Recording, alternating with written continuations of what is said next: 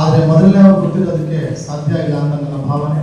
ಇವತ್ತಿನ ದಿವಸ ನಮ್ಮ ಕನ್ನಡ ಬಾವುಟದ ನಿರ್ಮಾತೃ ಯಾರು ಅಂತಂದರೆ ಯಾರು ಗೊತ್ತಿರೋದಕ್ಕೆ ಸಾಧ್ಯ ಇಲ್ಲ. ಅವರೇ ಮಾ ರಾಮಮೂರ್ತಿಯವರು 1967ರಲ್ಲಿ ಹೊರ ಅನ್ಯ ಭಾಷಿಕರ ಹಾವಳಿ ಇದ್ದಿದ್ದರಿಂದ ಅವರು ನಮ್ಮ ಕನ್ನಡ ಬಾವುಟವನ್ನು ಅರಿಶಿನ ಕುಂಕುಮದ ಸಂಕೇತವಾಗಿ ನಿರ್ಮಾಣ ಮಾಡಿದ್ದಾರೆ. ಇವತ್ತಿನ ದಿವಸ ಹಾರಾಟ, ಹೋರಾಟ, ಕಿರ್ಚಾಟ, ನಮ್ಮ ಬಾವುಟವನ್ನು ಹಾಕೊಂಡು ಶಲ್ಯಾನ ಹಾಕೊಂಡೆಲ್ಲ ಮಾಡ್ತಾ ಇರ್ತೀವಿ ಅಂತಂದರೆ ಅವ್ರನ್ನ ಗುಡಿಸೋಂಥ ಕೆಲಸ ಇದುವರೆಗೂ ಯಾರೂ ಮಾಡಿಲ್ಲ, ಮಾಡೋದು ಇಲ್ಲ. ಯಾಕೆಂದರೆ ಎಲ್ಲಿ ವ್ಯಾಪಾರ ಇರುತ್ತೆ, ಹಣ ಎಲ್ಲಿರುತ್ತೋ ಅಲ್ಲಿ ಒಳ್ಳೆ ಗುಣಾನು ಇರಲ್ಲ, ಅವರು ಕೊಡುವಂಥ ಋಣಾನುಗಳು. ಅದಕ್ಕೆ ಇವತ್ತಿನವರೆಗೂ ನಮ್ಮ ಸಂಸ್ಥೆ 10,000 ಜನಕ್ಕೆ ಪ್ರಶಸ್ತಿಯನ್ನು ವಿತರಣೆ ಮಾಡಿದ್ದೀವಿ. ಹಾಗೂ ಕರೋನಾ ವಾರಿಯರ್ಸ್ ಅಂತ ನಾವು ಗುರುತಿಸಿ ಅವರಿಗೆ ನಾವು ರಾಜ್ಯ ಮಟ್ಟದಲ್ಲಿ ಸನ್ಮಾನ ಮಾಡಿರ್ತೀವಿ. ಯಾವ ರೀತಿ ಅಂತಂದರೆ ದೇವರನ್ನ ನಾವು ಯಾರಾದ್ರೂ ನೋಡಿದ್ದೀರಾ ದೇವ್ರನ್ನ ಯಾರಾದ್ರು?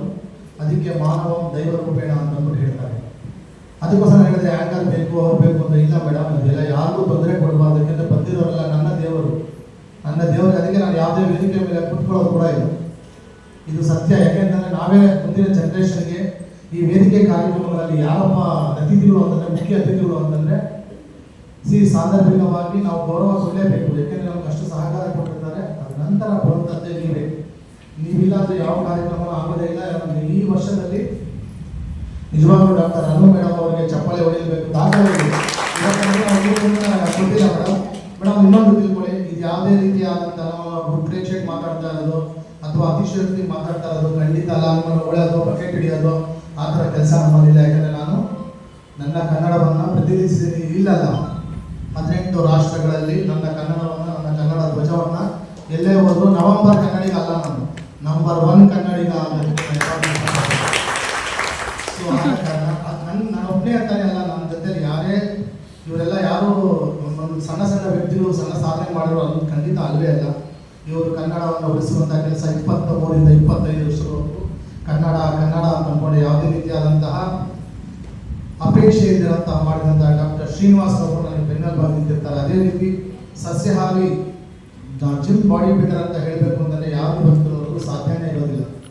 ನಮ್ಮ ಕೆ ಪ್ರಕಾಶ್ ಭರದ್ವಾಜ್ ಅವರು. ಅದೇ ರೀತಿ ನಾವು ಸ್ನೇಹ ನಾಯಕ್ ಮೇಡಮ್ ಅವ್ರ ಬಗ್ಗೆ ಕೇಳಿದಾಗ ಅವರೇ ಹೇಳಿದ್ರು ಮೇಡಮ್, ವೆರಿ ಸಿಂಪ್ಲಿಸಿಟಿ. ಈ ರೀತಿ ಕಾರ್ಯಕ್ರಮಗಳಿಗೆ ನಿಜವಾಗ್ಲೂ ನೀವು ಸಪೋರ್ಟ್ ಮಾಡ್ತೀರಾ ಅಂತ ಹೇಳಿದ್ರೆ ನನಗೆ ಬಹಳ ಖುಷಿ ಆಯಿತು ಮೇಡಮ್. ಹಾಗೆ 2019ರಿಂದ 21ರವರೆಗೂ ನಮ್ಮಲ್ಲಿ ಅವರು ಅಧ್ಯಕ್ಷರಾಗಿ ಯಾವುದೇ ರೀತಿಯಾದಂತಹ ಅಪೇಕ್ಷೆ ಇದ್ದೀರಾ, ಯಾವುದೇ ಹೆಸರು ಇದ್ದೀರಾ, ಏನೂ ಇದ್ದೀರಾ, ರಾಷ್ಟ್ರ ಪ್ರಶಸ್ತಿ ವಿಜೇತರವ್ರಿಗೆ ಇವತ್ತು ಅವ್ರ ಬಗ್ಗೆ ಹೇಳಬೇಕು ಅಂತಂದರೆ ನಿಜವಾಗ್ಲೂ ಹೇಳ್ತೀನಿ, ನಮಗೆ ಬಹಳ ಹೆಮ್ಮೆ ಆಗುತ್ತೆ. ಏಕೆಂದರೆ ಅವರು ರಾಷ್ಟ್ರಪತಿಯಿಂದ ಅವರು ರಾಷ್ಟ್ರ ಪುರಸ್ಕಾರವನ್ನು ಪಡೆದಿದ್ದಾರೆ ಅಂತಂದರೆ ನಮಗೆ ಹೆಮ್ಮೆ. ಉದ್ದೇಶ 23 ವರ್ಷಗಳಿಂದ ನಾವು ಯಾವುದೇ ರೀತಿಯಾದಂತಹ ಅದಕ್ಕೆ ನಾವು ಒನ್ ಟರ್ಮ್ ಮಾತ್ರ ಅಧ್ಯಕ್ಷರು, ಮತ್ತು ನಾವು ಸೆಕ್ರೆಟರಿ ಆಗಿದ್ವಿ. ಇವಾಗ ನಾನು ಏನೂ ಅಲ್ಲ, ಬರೀ ಸಂಸ್ಥಾಪಕ. ನಾನೊಬ್ಬ ಸೇವಕ. ಈ ಸೇವಕರಾಗಿ ನಾವು ಯಾವಾಗ ಕೆಲಸ ಮಾಡ್ತೀವೋ ನಿಮಗೆಲ್ಲ ಅದ್ರ ಬಗ್ಗೆ ಗೊತ್ತಿರುತ್ತೆ. ನಾನು ಹೇಳಲೇಬೇಕಾದ್ರೆ ಪ್ರತಿಯೊಬ್ಬರೂ ನರ್ಸಿಂಗಲ್ಲಿ ಸೇವೆ ಮಾಡುವಂಥವ್ರು ಅಥವಾ ಬಹಳ ವಿಚಾರಗಳನ್ನು ತಿಳ್ಕೊಂಡಿರೋರು ಅಂತ ನಾನು ನೋಡ್ತಾ ಇದ್ದಾಗಲೇ ಗೊತ್ತಾಗ್ತಾ ಇದೆ. ಸೊ ಆದ್ದರಿಂದ ಸೇವೆ ಮಾಡೋರಿಗೆ ಸನ್ಮಾನ ಅನ್ನೋದೇ ನಮ್ಮ ಸಂಸ್ಥೆಯ ಉದ್ದೇಶ. ಇದರಲ್ಲಿ ಯಾವುದೇ ರೀತಿಯಾದಂತಹ ಉದ್ದೇಶ ನಮ್ಮಲ್ಲಿಲ್ಲ. ನಮ್ಮದು NGO ಅನ್ನಲ್ಲ, ಯಾವುದೂ ಅಲ್ಲ. ಭಾರತ ಸರ್ಕಾರದಲ್ಲಿ ನಾನೇ ಅಗ್ರಿಮೆಂಟ್ ಹಾಕೊಡ್ತೀನಿ ಭಾರತ ಸರ್ಕಾರಕ್ಕೆ. ಒಂದೇ ₹1 ತಗೊಳ್ದಿರ ನನ್ನ ಕನ್ನಡವನ್ನು, ಕನ್ನಡಿಗರನ್ನು ಬರೀ ಕರ್ನಾಟಕದಲ್ಲ, ನಾನು ಹೋಗುವ ಎಲ್ಲ ರಾಷ್ಟ್ರಗಳಲ್ಲಿ ನಿಮ್ಮನ್ನು ನಾನು ಅಲ್ಲಿ ಪರಿಚಯಿಸ್ತೀನಿ. ಯಾಕಂದರೆ ನಮ್ಮದು ಫೇಸ್ಬುಕ್ಕಲ್ಲಿ ಆಗ್ಬೋದು ಅಥವಾ ವೆಬ್ಸೈಟಲ್ಲಿ ಆಗ್ಬೋದು, ನಾವೆಲ್ಲರೂ ಅದು ಒಳಗಡೆ ಹಾಕ್ತೀವಿ. ಯಾಕೆಂದರೆ ಕನ್ನಡಿಗರು ಸಾಮಾನ್ಯರಲ್ಲ. ಹಾಗಂತಂದ್ಬಿಟ್ಟು ಇಲ್ಲಿ ಭಾರತೀಯರೆಲ್ಲರೂ ಕನ್ನಡಿಗರಲ್ಲ, ಆದರೆ ಕನ್ನಡಿಗರೆಲ್ಲರೂ ಭಾರತೀಯರೇ ಅಲ್ವಾ? ನಾವು ಪರಿಚಯಿಸುವಂಥ ಕೆಲಸ ಮಾಡಬೇಕು. ಒಂದೇ ಉದ್ದೇಶ, ನನಗಾದಂತಹ ಅವಮಾನ ನಮ್ಮವ್ರಿಗಾಗಬಾರ್ದು, ನನಗೆ ಸಿಗದೇನಂಥ ಸನ್ಮಾನ ನಮ್ಮವ್ರಿಗೆಲ್ಲರಿಗೂ ಸಿಗಬೇಕು ಅನ್ನೋ ಒಂದೇ ಉದ್ದೇಶದಿಂದ ನಾವಿಲ್ಲಿ ಬಂದು ನಿಮಗೆ ಸೇವಾ ಯೋಗ ರತ್ನ ರಾಜ್ಯ ಪ್ರಶಸ್ತಿಯನ್ನು ಕೊಡ್ತಾ ಇದ್ದೀವಿ. ಈ ರಾಜ್ಯ ಪ್ರಶಸ್ತಿಯ ಪತ್ರಿಕೆ ಮುಂದಿನ ದಿನಗಳಲ್ಲಿ ನೀವು ಯಾವುದೇ ರಾಷ್ಟ್ರ ಹಾಗೂ ರಾಜ್ಯ ಮಟ್ಟದ ಪ್ರಶಸ್ತಿಗಳನ್ನು ತಗೋಬೇಕಾದಾಗ ನಿಜವಾಗ್ಲೂ ಅರ್ಹ ಒಂದು ಪ್ರಶಸ್ತಿ ಅಂತ ಹೇಳಿದ್ರೆ ನನಗೆ ಭಾಳ ಹೆಮ್ಮೆ ಆಗುತ್ತೆ. ನೀವೆಲ್ಲೇ ತೋರಿಸಿ ಇವತ್ತವರೆಗೂ ತಗೊಂಡಿದ್ದಾರೆ. ನಮ್ಮಲ್ಲಿ ರುಂಗಮ್ಮ ಮೇಡಮೇ ಅಲ್ಲಿಂದ ಬಂದ ಮೇಲೆ ಡಾಕ್ಟರೇಟ್ ಪದವಿಯನ್ನು ಪಡೆದಿರ್ತಾರೆ. ಒಂದು ಗ್ಲೋಬಲ್ ಪೀಸ್ ಆಫ್ ಯೂನಿವರ್ಸಿಟಿ ಅಂತ ಅಂದ್ಬಿಟ್ಟು ತಮಿಳುನಾಡಲ್ಲಿ ಅವರು ಒಂದು ಡಾಕ್ಟರೇಟ್ ಪದವಿಯನ್ನು ಪಡೆದಿದ್ದಾರೆ. ಹಾಗೆ ಇಷ್ಟು ವರ್ಷಗಳ ಜೊತೆಲಿ ಕೆಲಸ ಮಾಡಿದ್ದಕ್ಕೆ ಇವತ್ತಿನ ಅವರು ದಾವಣಗೆರೆ ಜಿಲ್ಲಾಧ್ಯಕ್ಷರಾಗಿ ನಾವು ಆಯ್ಕೆ ಮಾಡಿದಾಗ ಅವ್ರು ಒಪ್ಕೊಂಡು ಬಂದಿರ್ತಾರೆ. ನಾನು ಮೊದಲೇ ಹೇಳಿರ್ತೀನಿ, ಒಳಗಡೆ ದುಡ್ಡಿರಲ್ಲ, ನೀವೇ ಖರ್ಚು ಮಾಡಬೇಕು. ಅಂದರೆ ಖರ್ಚು ಮಾಡಬೇಕು ಅಂದರೆ ನೀವು ಉಳಿಸೋದ್ರಲ್ಲಿ ಯಾವಾಗಲೂ ಅಷ್ಟೇ ಸಮಾಜಕ್ಕೆ ಸರ್ವಸ್ವ, ಸಂಸಾರಕ್ಕೆ ಸ್ವಲ್ಪ ಅಂತ ನಿಮ್ಮ ಸಂಸಾರಕ್ಕೆ ಆ ಪ್ರಜೆ ಸಮಾಜಕ್ಕೆ ಸ್ವಲ್ಪ ಆದ್ರೂ ಏನಾದರೂ ಕೊಡಬೇಕು ಅನ್ನೋದು ಒಂದು ನನ್ನ ಉದ್ದೇಶ. ಬಟ್ ಮಾಡ್ತಾರೆ ಅಂತ ಗೊತ್ತಾಗಿದ ತಕ್ಷಣ ಆಯಿತು ಅಂತ ಹೇಳಿದ್ರು. ಅವ್ರಿಗೆ ನೀವು ಅಭಿನಂದನೆ ಸಲ್ಲಿಸಿರೋದು ಯಾಕಪ್ಪ ಅಂತ ಹೇಳಿದ್ರೆ, ಕಳೆದ ಒಂದು ತಿಂಗಳಲ್ಲಿ ಅವರಿಗೆ ಸೌತ್ ವೆಸ್ಟರ್ನ್ ಅಮೆರಿಕನ್ ಯೂನಿವರ್ಸಿಟಿಯಿಂದ ಗೌರವ ಡಾಕ್ಟರೇಟ್ ಬಂದಿರ್ತಾರೆ. ಹೆಣ್ಣು ಮಕ್ಕಳೇ ಸ್ಟ್ರಾಂಗು ಅಂತ ಯಾಕೆ ಹೇಳ್ತೀನಿ ಗೊತ್ತಾ ನಿಮಗೆ? ನಿಜವಾಗ್ಲೂ ಹೇಳ್ತೀನಿ, ನಂದು ಇದು ಅಲ್ದಿರ reality book of world records ಅಂತ ಇದೆ. ನಿಜವಾಗ್ಲೂ ಇವತ್ತಿನವರೆಗೂ ವಿಶ್ವ ದಾಖಲೆಯನ್ನು ಪಡೆದಿರೋದ್ರಲ್ಲಿ ಮುಂಚೂಣಿಯಲ್ಲಿ ನಿಂತ್ಕೊಳ್ಳೋದ್ರಲ್ಲೇ ಹೆಣ್ಣು ಮಕ್ಕಳೇ. ಸುಮಾರು ಒಂದು ಮೊರಾರ್ಜಿ ದೇಸಾಯಿ ಸ್ಕೂಲಲ್ಲಿ ಹಾಗೂ ಇಂದಿರಾ ಗಾಂಧಿ ವಸತಿ ಶಾಲೆಯಲ್ಲಿ ಸುಮಾರು ಒಂದು 1000 ಜನ ನನ್ನ ಹತ್ರ ವರ್ಲ್ಡ್ ರೆಕಾರ್ಡ್ ಬಂದಿರ್ತಾರೆ.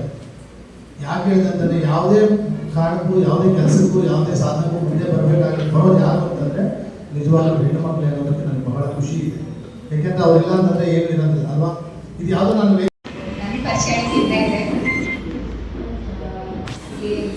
ವೇದಿಕೆ ಮೇಲೆ ಆಸೀನರಾದಂಥ ಎಲ್ಲ ಗಣ್ಯ ವ್ಯಕ್ತಿಗಳು ಸ್ವಾಗತ. ಆ್ಯಕ್ಚುಲಿ ಈ ಯೂತ್ ವೆಲ್ಫೇರ್ ಅಸೋಸಿಯೇಷನ್ ಬಗ್ಗೆ ನಾನು ಮುಂಚೆ ಅಷ್ಟೊಂದು ಕೇಳಿರಲಿಲ್ಲ. ಹೇಳ್ತಾ ನೋಡಿದ್ರೆ ಆ್ಯಕ್ಚುಲಿ ಖುಷಿ ಆಗ್ತಾ ಇದೆ. ಅದು ನಮ್ಮ ಒಂದು ಸಹಪಾಠಿಗಳನ್ನೆಲ್ಲರೂ ಕರೆದ್ಬಿಟ್ಟು ಒಂದು ಏನು ಒಂದು ಸನ್ಮಾನ ಮಾಡ್ತೀವಿ ಅಂತಿದ್ದಾರೆ. ಇದು ತುಂಬಾನೇ ಗ್ರೇಟ್ ಆ್ಯಕ್ಚುಲಿ ಅಲ್ವಾ? ಆ್ಯಕ್ಚುಲ್ ಆಗಿ ತುಂಬ ಕಷ್ಟಪಟ್ಟು ಬಂದಿದ್ದೀವಿ. ಐ ಮೀನ್ ನಾವು ಕೋವಿಡ್ ಟೈಮಲ್ಲಿ ಆಗಲಿ ನಮ್ಮ ಒಂದು ಏನು ನಾವು ಸಾಯ್ತೀವೋ ಬಿಡ್ತೀವೋ ಅನ್ನೋದೆಲ್ಲ ನೋಡ್ದೇನೆ ಎಲ್ಲ ನಮ್ಮ ಊರು ಚೆನ್ನಾಗಿರ್ಬೇಕು, ನಮ್ಮವ್ರು ಚೆನ್ನಾಗಿರ್ಬೇಕು ಅಂತೇಳಿ ಏನು ನಾವು ಕಷ್ಟಪಟ್ಟು ನಾವು ನೋಡ್ಕೊಂಡ್ವಿ ನಮ್ಮ ಜನಗಳನ್ನ. ಅದಕ್ಕೊಂದು ಚಿಕ್ಕ ಉಡುಗೊರೆ ಅಂತ ನನಗೆ ಕೊಡ್ತಾ ಇದ್ದಾರೆ. So thank you so much for this. ಅದು ಸ್ಪೆಷಲಿ ನನ್ನ ಒಂದು ಹತ್ತಿರವಾದಂಥವ್ರು PHCOs. ಸೊ ಹಾಗಾಗಿ ತುಂಬ ಖುಷಿ ಆಗ್ತಾ ಇದೆ. Thank you so much for calling me here. Thank you so much. ಧನ್ಯವಾದಗಳು. ನೀವು ಹೇಳಿದ್ರಿ, ನಿಜವಾಗ್ಲೂ ಅಲ್ಲಿ ವ್ಯಾಪಾರೀಕರಣ ಇರುತ್ತೋ ಅಲ್ಲಿ ಪಬ್ಲಿಸಿಟಿ ಇರುತ್ತೆ. ನನಗೆ ಪಬ್ಲಿಸಿಟಿ ಬೇಕಾಗಿಲ್ಲ. ನಮ್ಮ ದಾರಿ ಮುಖ್ಯ ಇರುತ್ತೆ, ಗುರುಗಳಿರುತ್ತೆ, ಗುರುಗಳಿರ್ತಾರೆ, ಅವ್ರು ನಡೆಸ್ಕೊಳ್ತಾರೆ. ಆಮೇಲೆ ಈ ಸಂಸ್ಥೆಯ ಮುಖ್ಯ ಉಪಾಧ್ಯ ಅಂತಲೇ ಹೇಳಬೇಕು ನಮ್ಮ ಡಾಕ್ಟರ್ ಶ್ರೀನಿವಾಸ್ ಸಿ ಅವರು ಒಂದೆರಡು ಮಾತು ನೆನಬೇಕು ಅಂತ ಹೇಳ್ಕೊತಾ ಇದ್ದಾರೆ. ಎಲ್ಲರೂ ನಮಸ್ಕಾರ. ವೇದಿಕೆ ಮೇಲೆ ಇರುವಂಥ ಗಣ್ಯರಿಗೂ ಕೂಡ ನಮಸ್ಕಾರ ತಿಳಿಸುತ್ತಾ, ಸಂಸ್ಥೆನ ಕಟ್ಟಿ ಬೆಳೆಸ್ತಿರುವಂತಹ ನಮ್ಮ ಸಂಸ್ಥಾಪಕರಿಗೂ ಕೂಡ ನನ್ನ ನಮಸ್ಕಾರ ತಿಳಿಸ್ತಾ, ತಾವೆಲ್ಲರೂ ವಿಭಿನ್ನವಾಗಿ ನಮ್ಮ ಕರ್ನಾಟಕ ಯೂತ್ ವೆಲ್ಫೇರ್ ಅಸೋಸಿಯೇಷನ್ನಿಂದ ತಾವೇ ದೇವರುಗಳನ್ನು ಸ್ವರೂಪದಲ್ಲಿ ನಾವು ನಿಮಗೆ ಒಂದು ಚಿಕ್ಕ ಸನ್ಮಾನ ಕಾರ್ಯಕ್ರಮವನ್ನು ಹಮ್ಮಿಕೊಂಡಿರ್ತೀವಿ. ನೀವೆಲ್ಲರೂ ಬಂದಿದ್ದೀರಾ, ತುಂಬ ಹೃದಯದ ಧನ್ಯವಾದಗಳು. ಹಾಗೆ ಮತ್ತೊಂದು, ತಮ್ಮ ತಮ್ಮ ಮನೆಯಲ್ಲಿ ಮಕ್ಕಳೇ ಇರ್ತಾರೆ, ಅವರು ಏನೇನೋ ಒಂದು ವಿಭಿನ್ನವಾಗಿ ಕ್ಷೇತ್ರಗಳಲ್ಲಿ ಸಾಧನೆ ಮಾಡಿರ್ತಾರೆ. ಅವ್ರ ಒಂದೇ ಒಂದು ಸಣ್ಣ ನಮ್ಮದೊಂದು ಇದು reality book of world record ಅಂತ ಒಂದು ಸಂಸ್ಥೆ ಇದೆ. ಉಚಿತವಾಗಿ ಅವರಿಗೆ ರಿಯಾಲಿಟಿ ಬುಕ್ ಆಫ್ ವರ್ಲ್ಡ್ ರೆಕಾರ್ಡಿಗೆ ಸೀದಾ ನ್ಯಾರವಾಗಿ ಅವರನ್ನು ಆಯ್ಕೆ ಮಾಡುವಂತಹ ಸಂಸ್ಥೆ ಇದೆ. ದಯಮಾಡಿ ಈ ಕಾರ್ಯಕ್ರಮ ಮುಗಿದ ಕೂಡಲೇ ಆ ವೆಬ್ಸೈಟ್ಗೆ ಅಡ್ರೆಸ್ ಕೊಡಬೇಕಾಗ್ತದೆ. ವೆಬ್ಸೈಟ್ ಅಡ್ರೆಸ್ಸನ್ನು ತೊಗೊಂಡು ಇಲ್ಲ ನಂಬರನ್ನು ತೊಗೊಂಡು ಅವರ ಮಕ್ಕಳು ಇರ್ತಾರೆ ಯಾವುದೋ ವಿಭಿನ್ನ ಕ್ಷೇತ್ರಗಳಲ್ಲಿ, ಕರಾಟೆ ಆಗ್ಬೋದು, ವ್ಯಾಯಾಮ ಇರ್ಬೋದು, ಮತ್ತೊಂದು ಯಾವುದೋ ಒಂದು ಆ್ಯಕ್ಟಿವಿಟೀಸಲ್ಲಿ ಉತ್ತಮ ಶ್ರೇಷ್ಠ ಕೆಲಸ ಮಾಡಿದರೆ ಅವರದೊಂದು ಪ್ರೊಫೈಲ್ ಅಥವಾ ಬಯೋಡೇಟಾನ ಕಳಿಸ್ಕೊಡಿ. ಅವರಿಗೆ ನೇರವಾಗಿ reality book of world record ವತಿಯಿಂದ ಅವರಿಗೆ ರಿಯಾಲಿಟಿ ಬುಕ್ ಆಫ್ ವರ್ಲ್ಡ್ ರೆಕಾರ್ಡಿಗೆ ಸೀದಾ ನ್ಯಾಯವಾಗಿ ಪ್ರವೇಶವನ್ನು ಕೊಡಿಸ್ತೀವಿ. ನೀವೆಲ್ಲರಿಗೂ ಧನ್ಯವಾದಗಳು ಬಂದಿದ್ದಕ್ಕೆ. ನಮಸ್ತೆ. ಕ್ರೀಡಾ ಕಾರ್ಯದರ್ಶಿಗಳು ನಮ್ಮ ಸಂಸ್ಥೆಯ ಬಗ್ಗೆ ಹಾಗೂ ನಾವು ಮಾಡುವಂತಹ ಸೇವೆಗಳ ಬಗ್ಗೆ ಒಂದೆರಡು ಮಾತನ್ನು ಹೇಳಬೇಕು ಅಂತ ಕೇಳ್ಕೊಳ್ತೇವೆ ಸರ್. ಎಲ್ಲರಿಗೂ ಶುಭ ಸಂಜೆ. ವೇದಿಕೆಯ ಮೇಲೆ ಉಪಸ್ಥಿತರಿರುವ ಶ್ರೀಮತಿ ಸ್ನೇಹ ಮೇಡಮ್ ಅವರಿಗೆ ಹಾಗೂ ರಾಷ್ಟ್ರ ಮಟ್ಟದ ಪ್ರಶಸ್ತಿ ಪುರಸ್ಕೃತರಾದಂತಹ ಶ್ರೀಮತಿ ಮುನ್ನಮ್ಮರವರಿಗೆ ಹಾಗೂ ಕರ್ನಾಟಕ ಯೂತ್ ವೆಲ್ಫೇರ್ ಅಸೋಸಿಯೇಷನ್ ಸಂಸ್ಥಾಪಕರಾದ ಕರಾಟೆ ಶ್ರೀನಾಥ್ ಅವರಿಗೆ ಹಾಗೂ ಇದರಲ್ಲಿ 4 ಬಾರಿ ಗಿನ್ನಿಸ್ ರೆಕಾರ್ಡ್ ಹೊಡೆದಿದ್ದಾರೆ. ಅವರು ಭಾರತದಲ್ಲಿ ಅದರಲ್ಲೂ ಕ್ರೀಡೆಯಲ್ಲಿ ಕರ್ನಾಟಕದಲ್ಲಿ ಕನ್ನಡಿಗನಾಗಿ ಪ್ರಪ್ರಥಮವಾಗಿ 4 ಬಾರಿ ಗಿನ್ನಿಸ್ ರೆಕಾರ್ಡ್ ಹೊಡೆದಂತ ಶ್ರೀ ಕೃಷ್ಣತ್ ಅವರಿಗೆ ನಿಮ್ಮೆಲ್ಲರ ಅಭಿನಂದಿಸ್ತಾ ಇದ್ದೀವಿ. ಹಾಗೂ ಕರ್ನಾಟಕ ಯೂತ್ ವೆಲ್ಫೇರ್ ಅಸೋಸಿಯೇಷನ್ನ ಅಧ್ಯಕ್ಷರಾದಂತಹ ಶ್ರೀನಿವಾಸ್ ಅವರಿಗೆ ಹಾಗೂ ಈ ಒಂದು ಸೇವಾ ಯೋಧ ರತ್ನ ಪ್ರಶಸ್ತಿ ಸ್ವೀಕರಿಸುತ್ತಿರುವ ನಿಮ್ಮೆಲ್ಲರಿಗೂ ಅಭಿನಂದಿಸುತ್ತಾ ಈ ಒಂದು ಕಾರ್ಯಕ್ರಮದಲ್ಲಿ ಸ್ವಾಗತ ಕೊಡ್ತಾ ಇದ್ದೀನಿ. ಕರ್ನಾಟಕ ಸೇವಾ ಯೋಧ ರತ್ನ ನೀವೆಲ್ಲ ಪಡಿತಾ ಇದ್ದೀರ ಅಂದರೆ ನಿಜವಾಗ್ಲೂ ಅದು ಕನ್ನಡಿಗರಾಗೆ ಇದು ಸೌಭಾಗ್ಯಶಾಲಿಗಳಂದ್ರೆ ತಪ್ಪಾಗಲ್ಲ. ಅದರಲ್ಲೂ ಹೆಚ್ಚಿಗೆ ಈ ದಿನ ಮಹಿಳೆಯರೇ ಸುಮಾರು 95% ಇದ್ದೀರಾ, ಅದು ನಮ್ಗಿನ್ನೂ ಸಂತೋಷ. ಯಾಕಂದ್ರೆ ಎಲ್ಲರಿಗೂ ಸಮಪಾಲು ಅಂತ ಕೇಳಿದ್ದೀನಿ, ಇಲ್ಲಿ ನೋಡಿದ್ರೆ ಮುಕ್ಕಾಲು ಪಾಲು ನೀವೇ ಇದ್ದೀರಾ, ಖುಷಿ ಆಗುತ್ತೆ. ಅದರಲ್ಲೂ ದಾವಣಗೆರೆಯವರು ಅಭಿನಂದನೆಗಳು. ಮುಂದಿನ ದಿನಗಳಲ್ಲಿ ನಿಮ್ಗೆಲ್ಲರಿಗೂ ಈಗಾಗಲೇ ರಾಜ್ಯ ಮಟ್ಟದ ಸೇವಾ ಯೋಧ ಪ್ರಶಸ್ತಿ ಸ್ವೀಕರಿಸ್ತಿದ್ದೀರಾ. ಮುಂದಿನ ದಿನಗಳಲ್ಲಿ ರಾಷ್ಟ್ರ ಮಟ್ಟದಲ್ಲಿ ಅಂತಾರಾಷ್ಟ್ರೀಯ ಮಟ್ಟದಲ್ಲಿ ನೀವು ಬೆಳಿಬೇಕಾಗಿ ನಿಮ್ಮೆಲ್ಲರ ಪರವಾಗಿ ಹಾಗೂ ಕರ್ನಾಟಕ ಯೂತ್ ವೆಲ್ಫೇರ್ ಅಸೋಸಿಯೇಷನ್ ಪರವಾಗಿ ನಿಮ್ಮನ್ನೆಲ್ಲ ಕೇಳ್ಕೊಂತೀನಿ. ಮನವಿ ಮಾಡ್ತೀನಿ.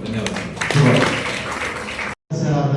ರಾಷ್ಟ್ರ ಪ್ರಶಸ್ತಿ ಪುರಸ್ಕೃತರು ಡಾಕ್ಟರ್ ವೃಂದಮ್ಮ ಮೇಡ ಅವರು ಮಾತಾಡೋದಕ್ಕಿಂತ ಮುಂಚೆ ಎಲ್ಲ ಗಣ್ಯರು ಕಾರ್ಯಕ್ರಮವನ್ನು ಉದ್ಘಾಟನೆ ಮಾಡಬೇಕು ಅಂತ ನಾನು ಕೇಳ್ಕೊತಾ ಇದ್ದೀನಿ. ಕಾಫಿ ಟೀ ಮತ್ತೆ ಬಜ್ಜಿ ತಿನ್ನೋದಂದ್ರೆ ಇನ್ನು 5 ನಿಮಿಷ ಇದನ್ನೆಲ್ಲ ಕಳ್ಸ್ಕೊಡ್ತೀವಿ. 2 ನಿಮಿಷ ಕಾನ್ಸಂಟ್ರೇಟ್ ಆಗಿ ಕೇಳಿ. ಇಲ್ಲಿ ನಾನು ಡಾಕ್ಟರೇಟ್ ತಗೊಂಡೆ ಅಂತ ಅಲ್ಲ ನಿಮ್ಮನ್ನು ಕರೆಸಿರೋದು. ಮೇನ್ ಇಂಟೆನ್ಷನ್ ನೀವು ಇಷ್ಟಿಷ್ಟು ವರ್ಷ ಸರ್ವಿಸ್ ಮಾಡಿರ್ತೀರಾ, ಫೀಲ್ಡ್ ಲೆವೆಲಲ್ಲಿ ಸಾರ್ವಜನಿಕರಿಗೆ ಸೇವೆ ಕೊಟ್ಟಿರ್ತೀರಾ. ಇದುವರೆಗೂ ನಿಮಗೆ ಯಾರು ಕರೆಸಿ ಸನ್ಮಾನ ಮಾಡಿಲ್ಲ, ನಿಮ್ಮ ಸೇವೆನ ಗುರುತಿಸ್ಬಿಟ್ಟು. ಸೊ ನಮ್ಮ ಕರ್ನಾಟಕ ಯೂತ್ ವೆಲ್ಫೇರ್ ಅಸೋಸಿಯೇಷನ್ ಇಂದ ಅವ್ರು ನನ್ನನ್ನು ಗುರುತಿಸಿದ್ರು. ಸೊ ನಾನು